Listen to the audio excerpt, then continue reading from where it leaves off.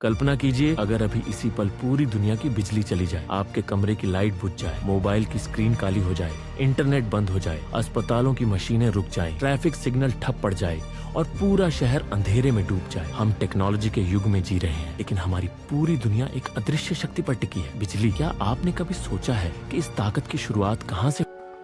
लगभग 600 ईसा पूर्व ग्रीस में एक दार्शनिक ने एक अजीब घटना देखी। जब एम्बर नामक पदार्थ को कपड़े से रगड़ा गया तो वह छोटे छोटे कणों को अपनी ओर खींचने लगा। यह साधारण सा प्रयोग करने वाले थे थैलिस ऑफ माइलेट्स। उन्हें नहीं पता था कि यह स्थिर विद्युत है, लेकिन उन्होंने पहली बार इस रहस्यमयी शक्ति को महसूस किया। इलेक्ट्रिसिटी शब्द भी ग्रीक शब्द इलेक्ट्रॉन से निकला, जिसका अर्थ है एम्बर। एक छोटी सी चिंगारी थी जिसने आने वाले हजारों सालों की वैज्ञानिक यात्रा की नींव रखी।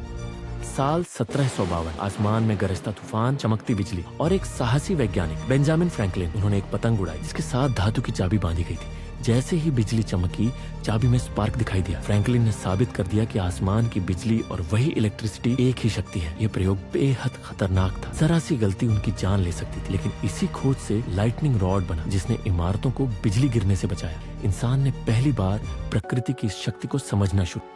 1800 में इटली के वैज्ञानिक एलेसांद्रो वोल्टा ने एक क्रांतिकारी खोज की। उन्होंने जिंक और तांबे की प्लेटों को रासायनिक घोल के साथ जोड़कर दुनिया की पहली बैटरी बनाई, वोल्टाइक पाए। पहली बार इंसान ने बिजली को स्टोर करना और लगातार उत्पन्न करना सीख लिया। अब बिजली सिर्फ आसमान की चमक नहीं, वह प्रयोगशालाओं से निकलकर मानव उपयोग में आने।